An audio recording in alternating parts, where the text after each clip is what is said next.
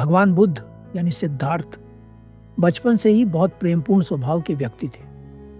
वे कभी भी किसी जीव को भूल से भी कष्ट नहीं पहुंचाना चाहते थे।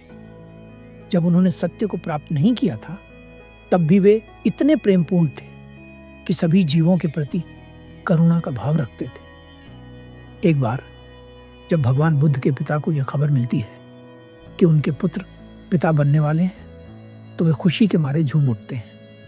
पूरे राज्य में मिठाइयाँ बांटी जाती हैं, ढोल नगाड़े बजवाए जाते हैं और ब्राह्मणों की एक बैठक आयोजित होती है। उस बैठक में ब्राह्मण उनके पोते की कुंडली बनाते हैं और उसे पढ़ने के बाद उनके पसीने छूट जाते हैं। कुंडली में कुछ ऐसा लिखा होता है जिसे जानकर शायद महाराजा ब्राह्मणों को मौत का दंड दे दें। इसीलिए वे महाराजा को कुछ नहीं बताते। वे उन्हें केवल यह कहते हैं कि आपके पोते के जन्म से राज्य पर शुभ समय शुरू होगा। महाराजा बहुत खुश हो जाते हैं और ब्राह्मणों को इनाम देते हैं, लेकिन यह बात छुपाने योग्य नहीं थी। इसलिए एक ब्राह्मण सिद्धार्थ की मां को यह बता देते हैं कि यदि सिद्धार्थ के पुत्र का जन्म होता है तो सिद्धार्थ जीवित नहीं बचेंगे। सिद्धार्थ के पिता यह सुनकर बेहद चिंतित हो जाते हैं। उनकी मां भी बहुत परेशान हो जाती है और ब्राह्मण से पूछती हैं, क्या इसका कोई उपाय है?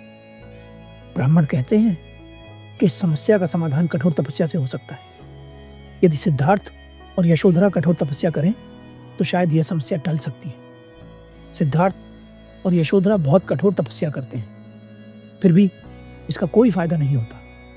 अंततः तय होता है कि सिद्धार्थ को अपने प्राण बचाने के लिए बलि देनी होगी। इस बात पर गहन विचार करने के बाद तय किया जाता है कि सिद्धार्थ स्वयं अपने हाथों से बलि दे।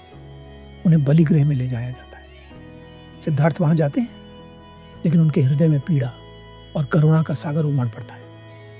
ब्राह्मण उनसे कहते हैं, सिद्धार्थ, इस कटारी को अपने हाथों में लीजिए और बलि को अंजाम दीजिए। सिद्धार्थ कटारी को उठाते हैं और उसकी रस्सी काट देते हैं। वे बलि पर प्रहार नहीं करते। वे कहते हैं, मैं नहीं चाहता कि मेरे जीवन की रक्षा किसी दूसरे के प्राण लेकर हो। सिद्धार्थ ब्राह्मणों से कहते हैं, यदि आप हमारे राज्य की इतनी चिंता करते हैं तो बलि क्यों नहीं देते? सिद्धार्थ उस जानवर को लेकर आगे बढ़ जाते हैं।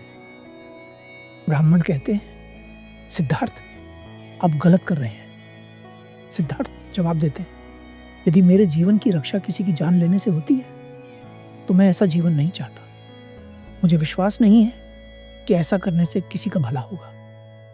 इस कहानी से हमें यह शिक्षा मिलती है कि यदि आप प्रेम करना जानते हैं तो आप वह अनुभव कर सकते हैं जो कोई भी धन जुटाकर नहीं कर सकता। सिद्धार्थ ने अपने जीवन की परवाह नहीं की और उस जीव को कष्ट नहीं पहुंचाया। उनके भीतर कितना प्रेम और करुणा है, यह इस कहानी से पता चलता है। आशा है कि इस कहानी से आपको कुछ सीख मिलेगी। धन्यवाद।